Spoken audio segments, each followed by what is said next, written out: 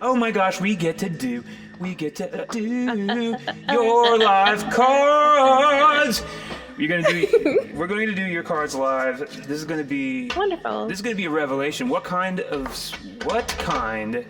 spread do you think best fits this moment? I don't really know. I'm kind of in the groove and kind of like wanted a live call with you because I love your stream and I always love your advice. Thank you. And it's kind of going through like some changes in my life. I just kind of wanted to kind of not update, but like a little seeing how it's going because like I've been making lots of changes, and so like I kind of was just seeing where that would take me. Are you interested in the full 13 card spread, the sprawler? You know how much I love it. You want it? Oh, well then we can go deep right now. You've called in. Oh my gosh, let's do that. Here it comes. Cool. Oh, I love that. That's right, it's a 13 card Solomon spread. It's proprietary. You got that? We're going to reach now into the fourth dimensional great beyond. Breathe into it. Should we get super new age about it? Everybody breathe the bleep into it. Woo. Okay, fine, I'm cutting as you. I'm bringing you in as I'm gonna be you. Oh, don't be me. You're better as you. No. I'm literally trying to bring this too close to home. Oh yeah. No, nah. What? Stop. We know how to do this. Here we go. Let's go gentle into this night. We're not going to Rage. Let's see what the cards say about rage first, shall we? So that everybody knows what we're staring at here. We've got basically a window open onto the moment that Cuddly Print finds herself in right now. And in this moment, we have it divided up into 6 different designations, the first of which is, of course, subconscious. What's going on underneath the surface? And then we have to counter that on the other side, conscious mind. What is our player one status? You know, where is our head at, as they say? Down here we have context. Where are we energetically sort of broadcasting from? Are we surrounded by love and harmony, or disharmony and discomfort? This card will help us understand what's in our imagination as we sit and we think about what we want or fear. How do we feel about ourselves in this moment? When we look in the mirror, what do we see? And finally, we can turn to the deck here and ask, what should we be focusing on, or what are we focusing on through your prism, oh sweet deck? And in that Hierophanttic 5th card, we will learn the answer. So, all of those things said, is there any one of those positions that appeals over all of the other ones that you'd like to start within? I guess you should start at the beginning, right? For you, would the beginning be down at the very, very bottom? I guess so. I mean, like, what's kind of like underneath, right? Oh, sometimes it's a deep pleasure to turn over these cards. And this is one of those times when we can discover the deck suggesting that underneath it all is this deep undercurrent of divine connection and authenticity and fearlessness. I've been thinking, I've been reckoning with the deck, and especially with her deck, Pam's deck. And thinking about things like background color and symbolism and stuff. I've found interesting terrain, and maybe I've even talked about this in other episodes of this thing, but like of reckoning with the deck in reverse, letting it tell a story starting at card number 21. And if you do that, how the star card becomes the child of the sun and the moon. Almost if you want to attach Christianity to it, it would be like the Christ energy, creating the bridge between divinity and the human realm. There it is. And thus we're left with this invitation to experience ourselves with perfect clarity and authenticity. Here, the nude figure is nude because there are no requirements aside from themselves. Yes. They require no protection, no outer layer. They are themselves impervious and all-powerful. So congratulations. Congratulations, you did it. I know it was a hard path, but you've got number 17 pounding through this spread and announcing itself right out the gate. Now, since we've started here in the basement, it's been my recent tradition to move us through that first triangle. And so I am thinking about turning over this card and learning about how we are feeling about ourselves in the estimation of the deck. When we look in the mirror, what do we see? Well. We see a Queen of Pentacles.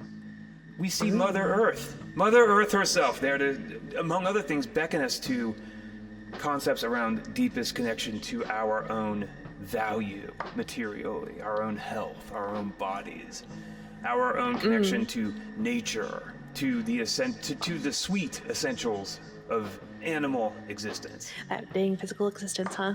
Yeah. Good. So, empowerment sits inside of that Mother Earth archetype. And the deck is here to suggest that you are seeing some facet of that power when you reckon with yourself in the mirror. I certainly hope that's true. Very true, yes. Well. I have been working on a lot of my physical world and making sure that it's actually something that I really enjoy being in. There it is. And feeling kind of like, that's very nice to have that reflected back. A little bit. I mean, it's brilliant. Well, what's in this queen's imagination? Let's take a peek. Uh-oh. Well, a Knight of Cups emerges out of the misty blue background. Now, what are we looking at there? We're looking at an open heart on a journey toward something. But a journey that takes us, of course, into the unknown.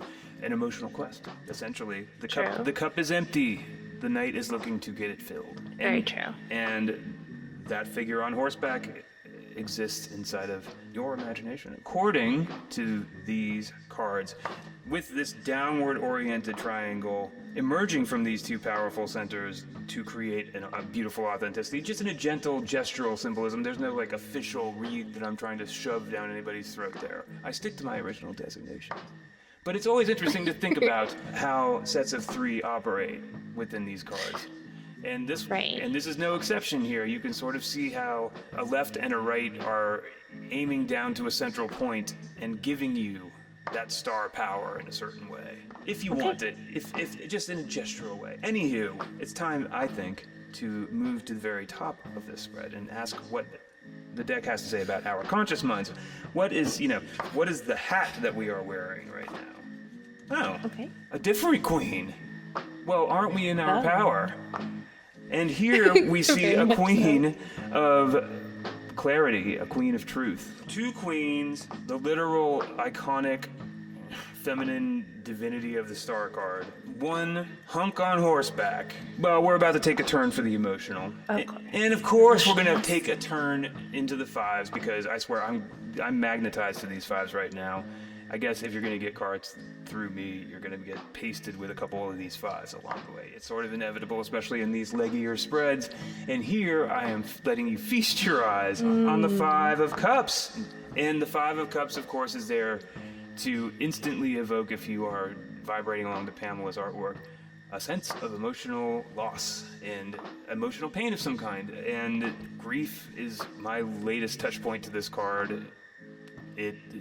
I think this is one of the cards that I misunderstood, or I what's the one? What did I do wrong with this card? I didn't quite understand the intensity that I was meant to expect. This card is pretty intense, it turns out. Yeah. And I would agree. I didn't know that until I knew it. So to learn that lesson, or to emanate from that place, this is not a lesson to be learned. This is a position on a hill. This is an emotional backdrop. It's basically like the set dressing for the moment.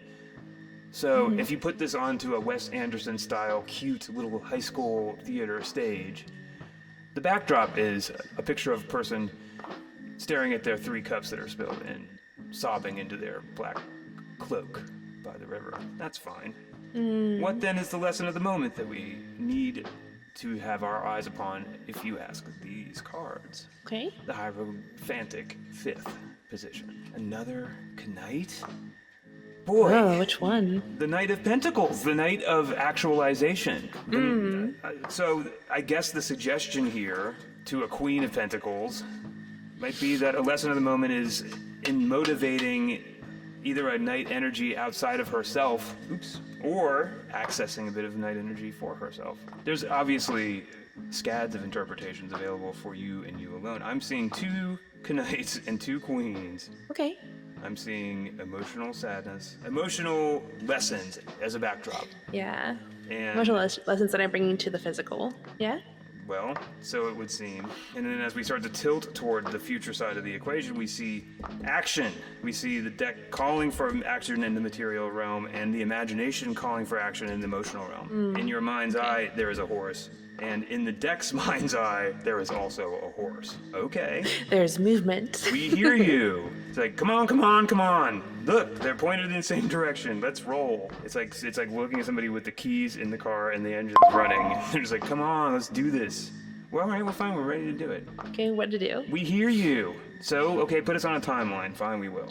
Card number 1. Now we're going to tell ourselves a little story. And the cards are going to say, this story begins with some form of transcendence, unless there is some other coy or, kinky way of taking the word judgment in as a symbol that way you can attach to a story. Maybe you can. I mean, it's a pretty broad symbol. But you know me, when it comes to this card, I think of it as that literal moment of transcendence slowed down for long enough that we can render it here in a card. So from this transcendent moment, this story will take us where? To an open Ace of Cups, the broadest open heart available in the deck. The divine emotional core of the deck, untouched, very importantly and very, frame accurately.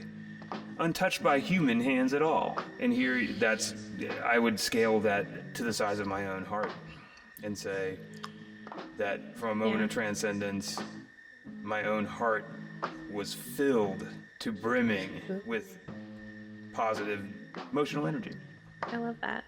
And so, from those 2 beats of the drum, we emerge in the material sphere in a state of perhaps beginning, parked at the 2s, but with our feet underneath us. And it just says something about moving from a moment of aha to a moment defined by maximum love into the material realm. Stable. Okay. Well, because I have been doing a lot of work in being more of a stable force within my own life and opening up my heart to myself. So it feels very topical to what I'm going through right now, considering how much I am working with being me, myself, and actually moving through my own kind of system of how am I going to keep myself open and actually work through my own set of how I want to set up my life, and in that space being as open-hearted as possible, but still being to an eye of how to be that in a practical way, as well as in a transcendent loving, I believe in the universe is all one love kind of way too. Oh yeah, dude, it's you can bring a lot of that into the world, but it's not very good if you can't protect yourself while you're doing it. I mean, right. It's like that energy isn't there to be slapped around. I hear you. I think that we have a lot of power available here inside of these 9 cards out of the ultimate 13. I like how this moment of transcendence is sort of what has us emanating into the moment, in that it's fueled by that star, that powerful star, and that it is surrounded by, or that it is at its heart, a beating heart, and that it is suggestive of the need to mount into an active stance in the realm of the material primarily, even as you reckon with movement in the realm of emotional. And here, finally, yes, we see ourselves moving towards that gestational 2. That 2 moving into a 3. The 2 that is gathering force to become in a 3. Yeah. Okay. Ooh, I love that. So then, let us find out what the deck has to say by way of advice. Okay. Starting with necessity. No matter what, says the deck. No matter what. Well, for starters, the first thought that shot out of my head onto the blank that happens after no matter what ... was, you better pay attention to this coming full moon. It's like you are being yanked towards lunar power, whatever that means to you. Does that mean divine femininity? Does that mean the huge mystery, all of its inky, seductive darkness? It's all right there, and it's being pointed up as a requirement. Woo! It's almost like this star energy is being referred to its mama. You know what I mean? It's like if you buy into the concept of this star being the product of the sun and the moon and their union, then here, this sweet exposed nerve of a star is being either recommended towards advancement in the form of moving towards that moon, or some form of support. But I like advancement, don't you? Doesn't that feel more... Oh yeah, who doesn't like advancement? Yeah, I think May I advancement... ask a question? Of course. Are those dogs barking at the moon, or are they howling at the moon? Let's look at them and think about that. I feel somehow when I look at the one on the left, in the way that Pamela has rendered the dog, I sense joy inside of that beast. Like a joyfulness. And so, what's the more joyful option? Howling seems like it'd be mournful, wouldn't it? Howling is mournful. Howling is maybe one's doing Unless you do one. a yip yip howl. I feel a sense of yearning. Well, of course. Who doesn't yearn for the moon? In fact, isn't the moon entirely defined by a sense of yearning if you view it through the lens that it is our only way of directly interfacing with the light of the sun, healthily? We can't stare into the sun. If we do, we'll go blind. We can't even sit out in the sun for too long. It'll burn our skin off. But we can stare at the moon all night long. So, necessity dictates. First stop, the moon. Liberty, another night. Oh goodness. The third night falls, and this is the Night of Wands, suggesting that your agency and freedom will be positively impacted by deploying creative or soulful force in the form of a quest outward. Spirit questing outward. Creative/procreative soulful pursuit questing outward. Go get it. Go get it. Look at all that. Just look at all of that active, available energy. So, finally, and yet not ultimately, in card number 12 of 13, we will find A, nowhere to put it, B, the ultimate answer to what Supreme Reason has to offer by way of advice. And interestingly enough, here we are shown a portrait of someone at the end of a struggle, ready to put down their fiery pile of wands and begin anew. The cards here are sending you and you alone a message. I don't know exactly what those wands are meant to evoke inside of your life, Cuddly, but this is an extreme state here, all right? This is a crescendo or something that is overwhelming, and the cards are saying something, potentially at least.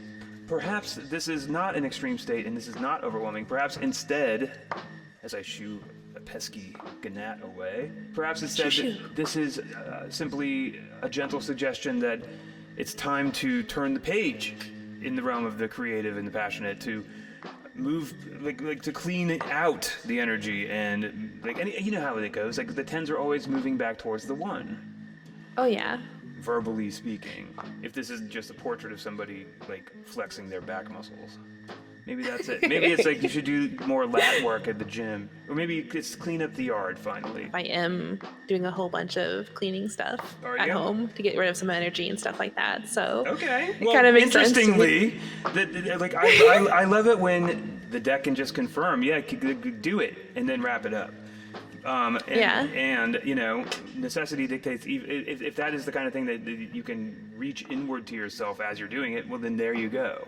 But one way or another, you got to access that moon. It's either the more I think about it, the more I like it is like moving from the 17 to the 18, and that could just be suggesting that like a depthening of whatever practice would have most evoke your connection to the moon. Ooh, I like that. You know what I mean? Like, because I've been dabbling in a whole bunch of different ways to connect, and I haven't really I'm just still kind of figuring out which one's like the best, not the best, but the one that fits me best. Yeah, no, I cannot identify more with that. I find it to be one of the most pleasant pursuits, and yet one of the least easy pursuits. It's very pleasant, but it's not. It doesn't usually happen to me on rails. The 13th card to fall here is the one that's beckoning us toward evolution. Evolution. It's the headline to this story. It's the title of this story. These 12 cards are the story. Here comes the title of it. And I guess we'll find out. Okay, so finally, we have to admit that every one of the knights has now revealed themselves here. Holy moly. Every single one of them, all 4 knights have said hello, and this is the one that is presented at the end as the one that should be leading the pack, and we see an active mind. Now, there's subtleties in there that I may not be able to get to for you, but you've got to know that having all of these knights on the ground here to stare at and reckon with, you can see the differences there. You see the Knight of Cups and the longing in the Knight of Cups as it sits there resting inside of your imagination. You can know the responsibility attached to the Knight of Pentacles simply for being on an actual horse and not on an imaginary one or an emotional one. Right, Knight of Cups? I know your horse is nice, Knight of Cups, but it doesn't exist in the material plane. I am so sorry to be the one to break it to you. That one does, and it's like, okay, that one actually does take some work. But then your very liberty is here described by your ability to channel that outward reaching passion, and then ultimately the whole story though revolves around your mind and like letting it in its pursuit drive this evolution onward. And thus the story of the cards becomes, here's dear Cuddly, get on your bleeping horse and ride in terms of the mental realm. Here's how you do it. Here's how you do it. Boom. I'm ready. You close the loop on these 10 wands, or harness their power.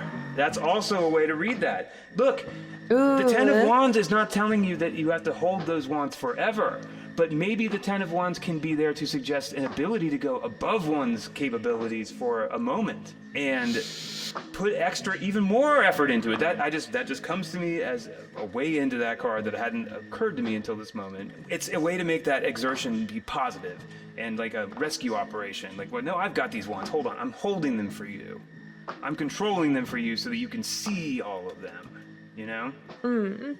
And all of a sudden it's not like... I like that. Yeah, and then all of a sudden there's a use behind it and an intention, and it's not just somebody who's overwhelmed. Because you gotta be focused when you're on your Knight of Swords' steed of intent and purpose. So, flex. You have to use the energy of the moon. Your liberty will be defined by your ability to also include your soul on this mental journey that is absolutely required to evolve. Dude, no screen room for any of these cards. Anyhow, and no, so it's on great. and so forth, and then the rest of it unfurls here. Yes, sure, you are a Queen of Swords right now. You're looking into the future with a clear eyes, and as the deck is about to scream at you to get on, to conjure a knight energy, and you're full of love, and you're full of inspiration. And you see in yourself a groundedness that's very real. And yes, there is emotional, heartbreak wants to be the word that gets used here, emanating from the moment, but that's not defining the entire moment. And we know what it is to feel transcendence course through our bodies and our hearts and souls and minds. And that's what's fueling this love. And sure, we are capable of moving towards material stability. In fact, that's what we are doing. So good. So then, the 13 card song. Thank you. You are welcome. Thank you. Thank you for providing the literal energy that created it. Look at that. You and your energy created that beautiful portrait. Misaligned, I will grant you. These are brand new cards, which means they have zero friction. It means like a butterfly's wings will knock it out of alignment. So in other words, you're going to see like whatever weird sort of undiagnosed brain thing I have just on complete overdrive for the foreseeable future as I keep moving these cards around to try to get harmony. To start getting their, Okay, there they go. That one. I can live with that.